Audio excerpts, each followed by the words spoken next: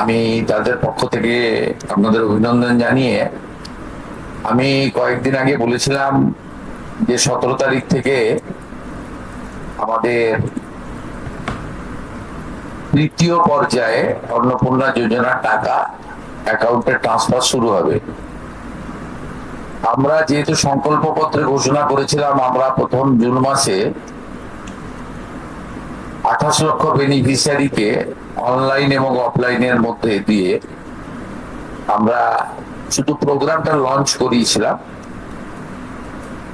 পরবর্তীকালে আমরা নির্দিষ্ট তথ্য এবং ফর্মের ব্যবস্থা করি। এটা করার পিছনে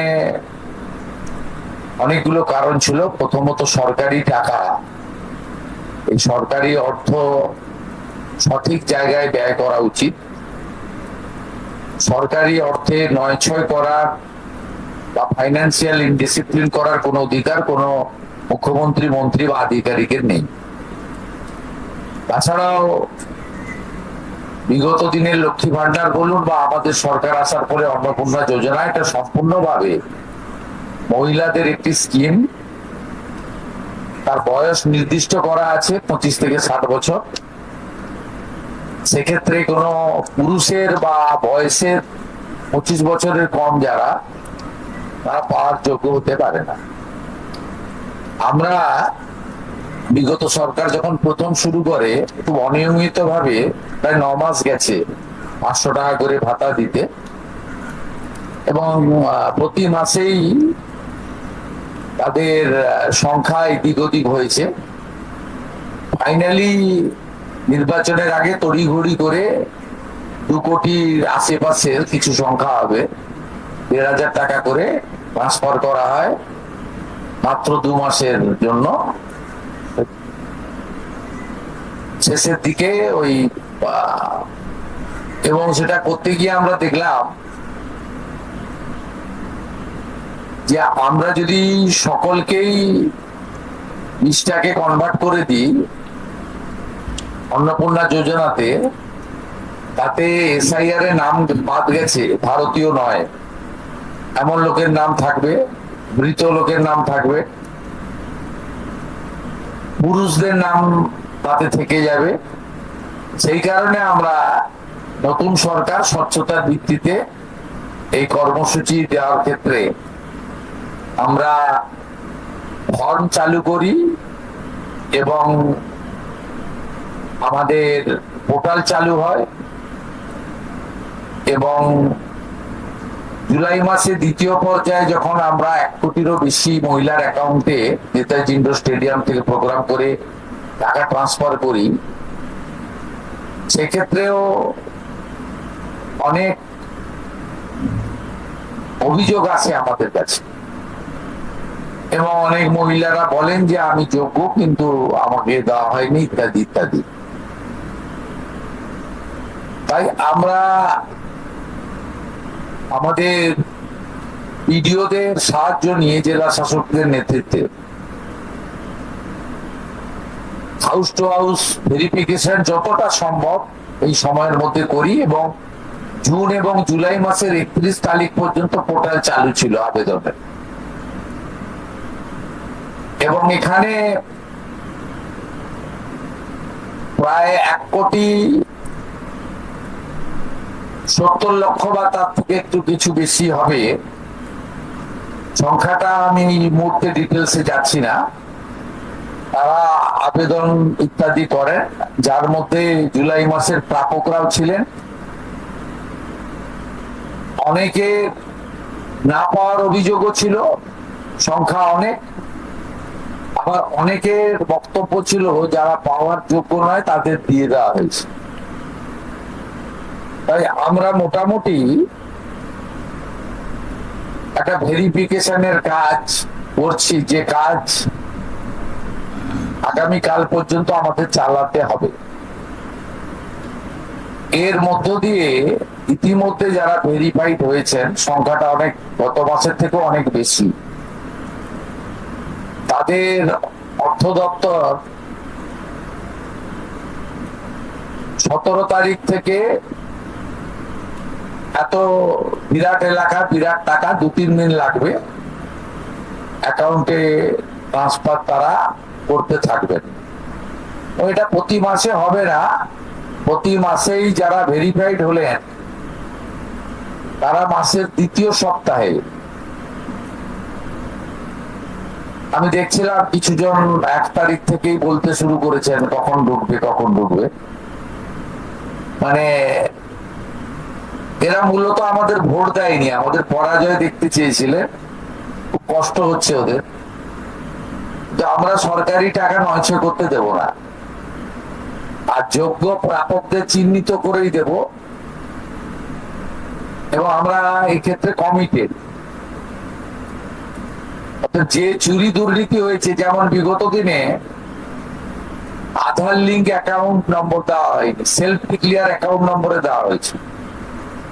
এর ফলে মহিলার টাকা পুরুষ পেয়েছে, অন্য লোক পেয়েছে, এখন গ্রেপ্তার হয়েছে বহু মানুষ। এই সব আছে, ডিটেলসে তো বলা যাবে না। আমরা মোটামুটি আপনারা আমাদের শিশু ও নারী কল্যাণ দপ্তরের, এটা হচ্ছে নোডাল এজেন্সি, ইমপ্লিমেন্টিং এজেন্সি, তাদের 19/5/2026 তারিখে 2411-WCD নম্বর বিজ্ঞপ্তির মাধ্যমে তারা একটা মোটামুটি এসওপি দেয়, তার ভিত্তিতেই ভেরিফিকেশন হয়েছে। এবং এই ভেরিফিকেশনে যারা যোগ্য বিবেচিত হয়েছেন, বৈধ হয়েছেন, তাদের অর্থ 17 তারিখ থেকে প্রদান করা হবে। এরপরেও আমরা একটা অভিযোগ পোর্টাল রাখবো, যে অভিযোগ পোর্টালে পরবর্তী সময়ে যে কেউ অভিযোগ করতে পারেন, এবং এই অভিযোগ নিষ্পত্তি করার জন্য আমরা সংশ্লিষ্ট ব্লকের বিডিওদেরকে বিশেষ দায়িত্ব, চিফ সেক্রেটারি দায়িত্ব ফিক্সড করে দেবেন। তারা হিয়ারিং নিয়ে একটা নির্দিষ্ট সময়ের মধ্যে নিষ্পত্তি করবেন। আমাদের যারা যোগ্য বিবেচিত হয়েছেন তাদের বয়স 25 থেকে 60 বছরের মধ্যে হতে হবে, আগেই বলা আছে। কেন্দ্রীয় বা রাজ্য সরকার, কোন বিধিবদ্ধ সংস্থা, সরকারি আন্ডারটেকিং, পঞ্চায়েত, পৌরসভা, সরকার, সরকারি সাহায্যপ্রাপ্ত শিক্ষা প্রতিষ্ঠান অর্থাৎ শিক্ষক, শিক্ষাকর্মী, স্থায়ী সরকারি চাকরিতে নিযুক্ত থাকেন, বা পেনশনার্স আসবে না যেহেতু 60 ঊর্ধ্ব, এটা ইরেলিভেন্ট, এরা এই বেনিফিটের মধ্যে পড়ছেন না। তাছাড়া যারা আয়কর প্রদান করেন, অর্থাৎ এখন আয়করের ঊর্ধ্বসীমা হচ্ছে 12 লক্ষ টাকা বছরে, 12 লক্ষ টাকা পেরিয়ে গেলে আয়কর দিতে হয়। যে পরিবার আয়কর দেন, অর্থাৎ যার বাৎসরিক আয় 12 লক্ষ টাকা, সেই পরিবার এই কর্মসূচি অন্তর্ভুক্ত হওয়ার সুযোগ পাবেন না।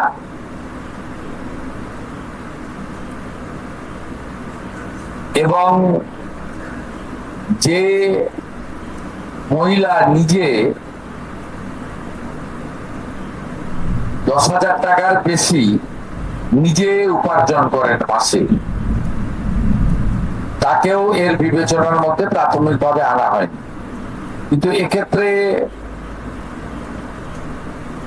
যারা ক্যাজুয়াল, কন্ট্রাকচুয়াল, মানে বাড়ির পুরুষ মানুষরা, তাদের বাড়ির পরিবারের স্ত্রী বা অন্যরা বিবেচিত হবেন।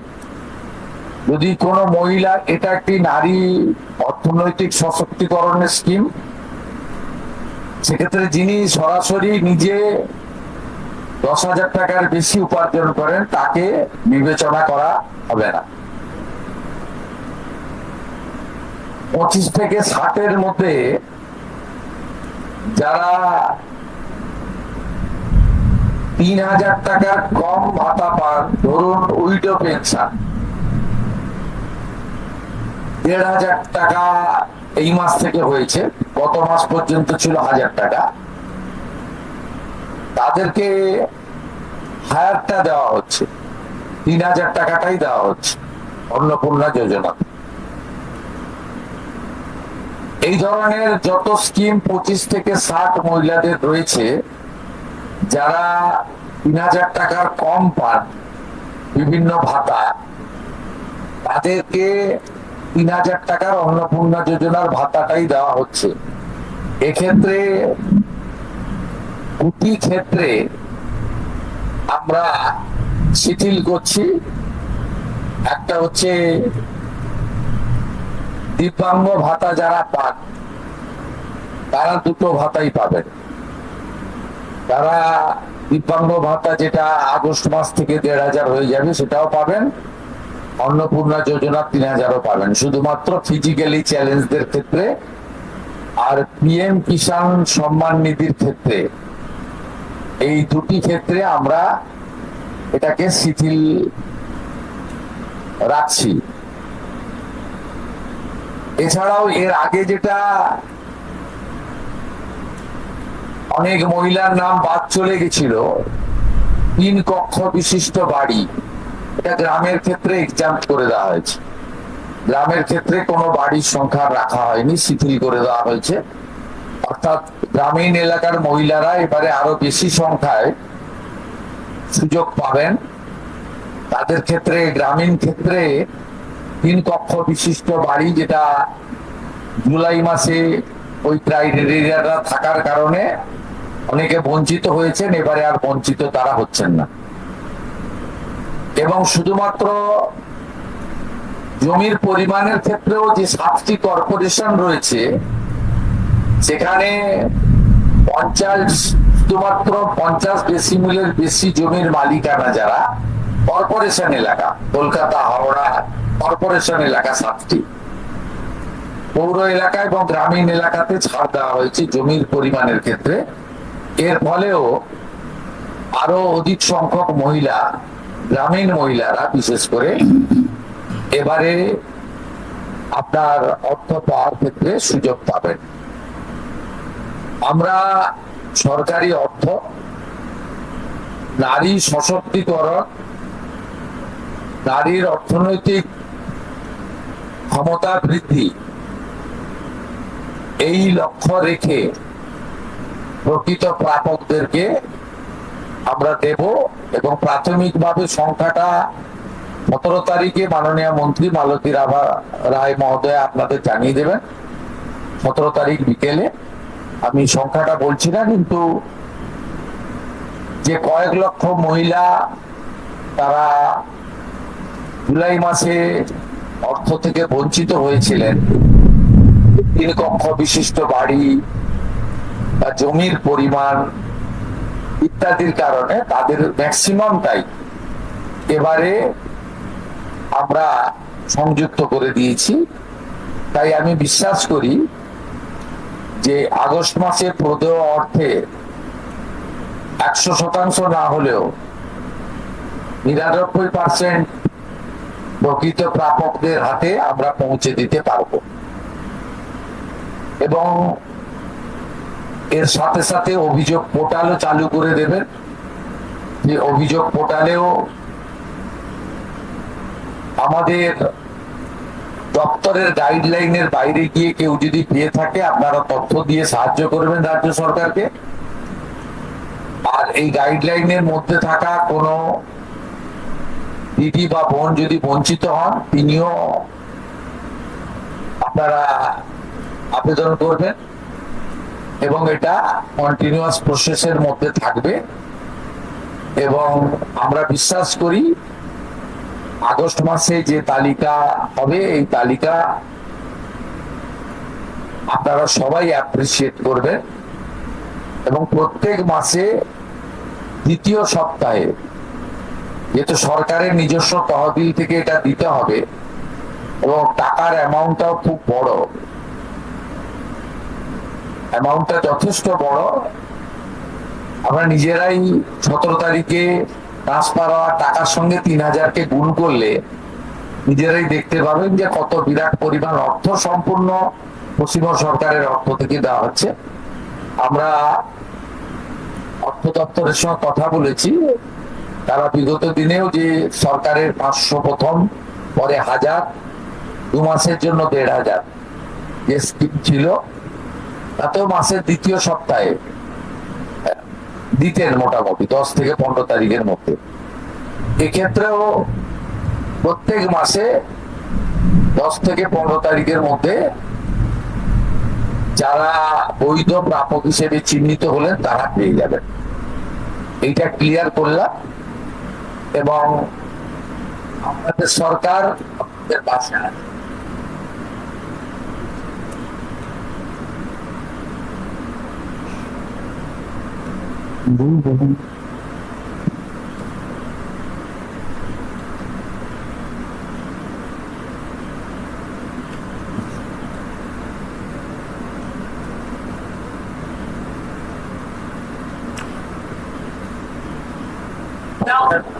মনে হচ্ছে বন্ধ আছে।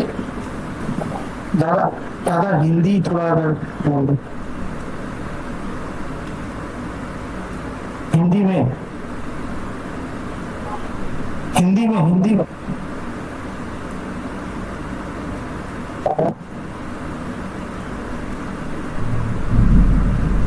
दादा हिंदी में थोड़ा अगर আচ্ছা, প্রশ্ন আছে?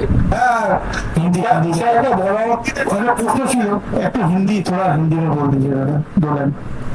হ্যাঁ, প্রশ্নটা হচ্ছে যে একটি পরিবারে, স্যার প্রশ্ন করবো? হ্যাঁ, যেটা হচ্ছে পরিবারে কজন পেতে পারে, ধরা যাক মা, ছেলের বউ বা মেয়ে একই পরিবারে, তো এরা যদি এই আমাদের যে গাইডলাইন আছে, গাইডলাইনের মধ্যে যারা পড়বেন তাদেরকেই দেওয়া হবে। আপনার তো সরকারি আপনার যে গাইডলাইন নির্দিষ্ট করে দেওয়া হয়েছে, সেই গাইডলাইনের মধ্যে পড়বে কোনো পরিবারে একজন হতে পারে, একাধিক ব্যক্তি হতে পারে, যে গাইডলাইন